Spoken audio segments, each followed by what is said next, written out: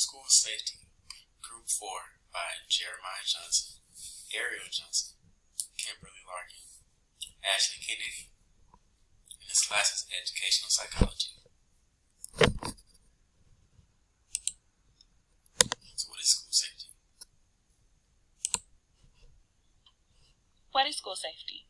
School safety is defined as school and school-related activities where students are safe from violence, bullying, harassment, and substance abuse. Safe school promotes the protection of students and staff from violence, exposure to weapons and threats, theft, bullying, and the sale or use of illegal substances on school grounds.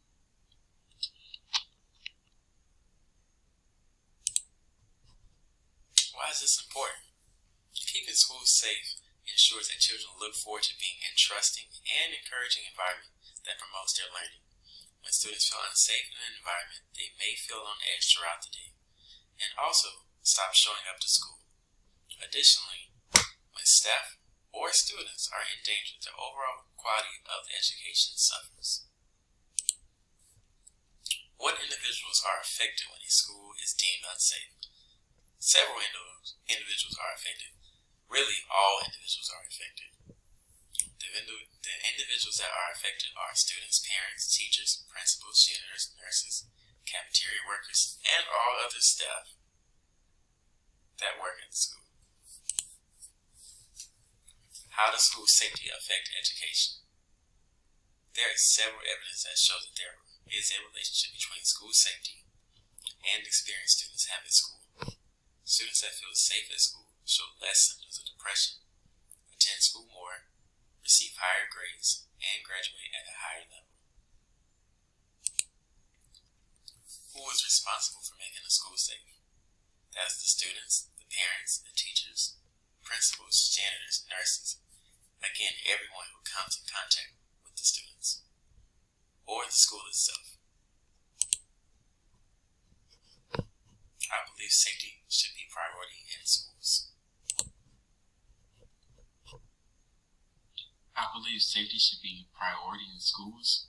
For one, if people do not feel comfortable and safe, they will not perform at their best. That goes for teachers, students, and faculty.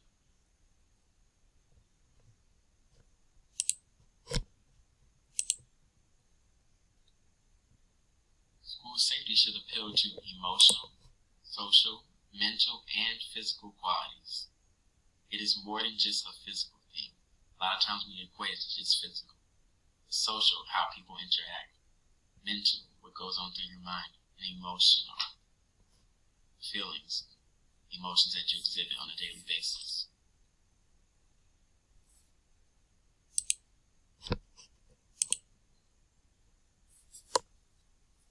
Every individual must play a role in promoting and maintaining effective school safety.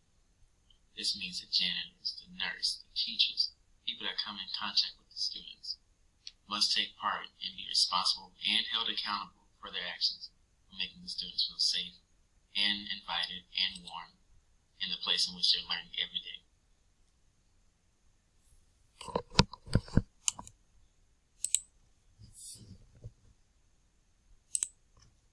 Okay, so I believe that school safety is the most important tool a student needs to achieve an education.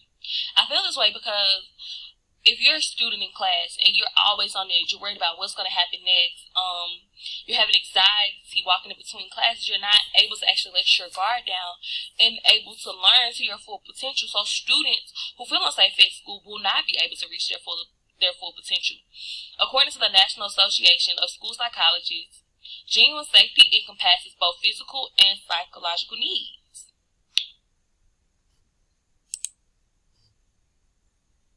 So, more thoughts and opinions. I believe that looking at school safety from a bullying aspect, that teachers have to take a stand and call things out. Simply, just call things out. I believe that students should feel safe and secure at school, considering they spend most of their lives there.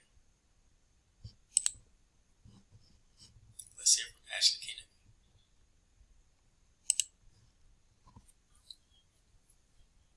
It is important for all staff at any school to ensure that students are protected from physical bullying, there are several other ways students can be bullied, including verbal bullying, social bullying, and cyberbullying.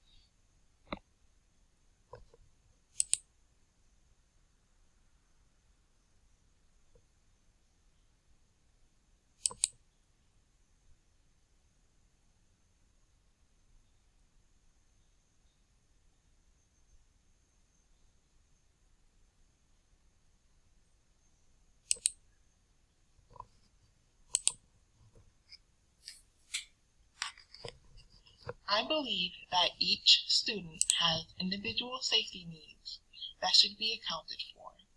For example, a student enrolled in special education will have safety needs that differ from a student athlete. A student athlete will have safety needs that differ from a student in the band. Each student's safety needs to be judged on an individual basis. I believe that everyone involved with the school plays a role in overall school safety. This is not limited to just students and teachers. Parents involved in the PTA, substitutes, counselors, student aides, and janitors all have a responsibility to keep the school safe. I believe that school safety extends beyond the campus. School safety should be considered not only on campus, but on bus routes, field trips, and after-school programs. There's a significant amount of non-violent and violent incidences that have occurred between the 2017 and 2018 school year. During this school year, an estimated 3,600 incidences occurred that involved an explosive device or a firearm. A lower percentage of school bullying was reported in high school, which was at 16%, than in middle school, which is at 28%. An estimated 46% of public schools had a school resource officer once a week in the same school year. Inadequate funds was listed as the most occurring factor in schools' limitations to prevent or reduce crime, at a whopping 36%.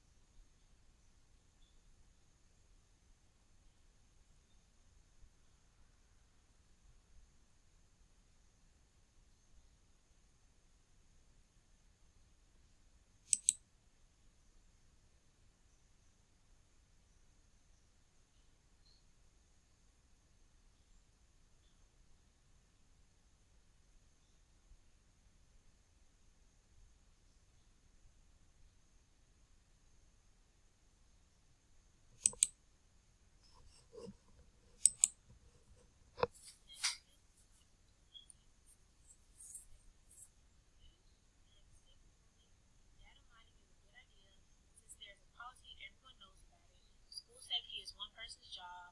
The board needs to execute the policy, and when you're done, you're done.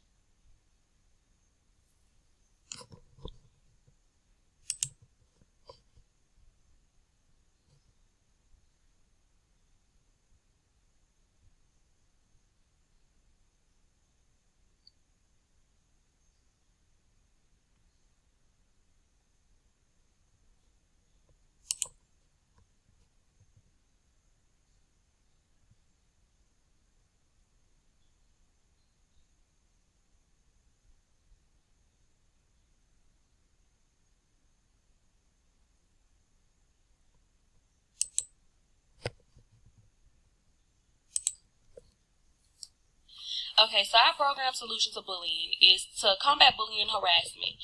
Teachers must attend cultural and sensitivity training. Teachers will be where everything starts. Teachers need to learn not to make differences between their students. We don't base people off height.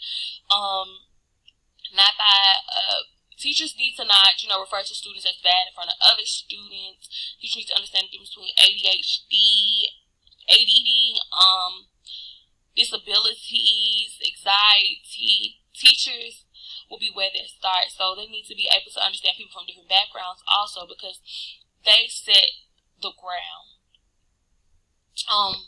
Then we said that elementary school students will be required to watch age-appropriate videos to help them understand the differences are meant to be celebrated. So basically, this solution was more so because elementary students are easy to influence. Their brain is still being molded. They're just getting into the real world. They're more open to new people and are innocent. And it's easier to teach them to be acceptable. So by the time you get people to their senior year in high school, the differences that were set in or the things they were taught will already be molded.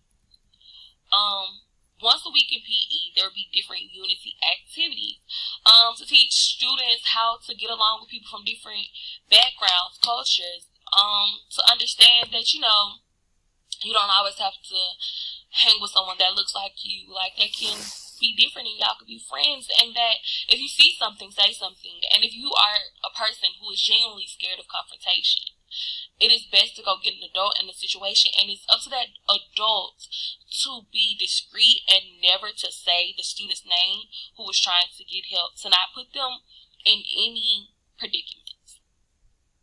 Next, it will be a zero tolerance policy on any type of bullying in school and out of school. And then there needs to be an implementation of rules against bystanders, because if you're watching someone, you're just as guilty as the person who is doing something, because you didn't say anything. And like I said before, some people are scared of confrontation. They don't like it. They may be scared of the bully themselves. So therefore, go and get someone. Go get someone to help. And that needs to be the standard. It's no more watching and laughing. No, students are dying at a high rate from suicide, and we have to stop the bullying and harassment. And schools need more counselors to actually match the amount of students, and they need to be matched, because everyone's not comfortable talking to people that they don't know or people they don't feel like they vibe with. So we will need to a survey or some type of quiz or test that matches students with the counselor that best fits their personality. So an outside threat solution, such as people trying to invade the school and maybe doing harm to the students, is that all entrances to the school need secure guest check-ins. It's no reason that someone who's not on the list for students should be allowed in the school during the daytime, unless, they're doing something that their name should already have been, sent forward. So, all schools need to buzz in, when you press the button and you tell who you are, and the school has to allow us to let you in. And all the entrances need to be the doors that can be locked from the outside, but you can get in, but you can get out from the inside. So it's not a fire hazard. So students can push their way out, but nobody can get their way in the separate entrances. Classroom doors are to remain locked during the class period. This will, of course, it'll be unlocked at times if a student has to use the restroom or something of that nature, but this will be a safer route, because the solutions to, when we was looking up different solutions of research, actually having dogs and metal detectors and gates and fences actually make students feel less secure, because it's are we coming to school or are we going to prison? Of course there needs to be some safety precautions, and we can go back to the mesh book bags and clear book bags. For a while I think that rule went away, but maybe it's time for it to come back.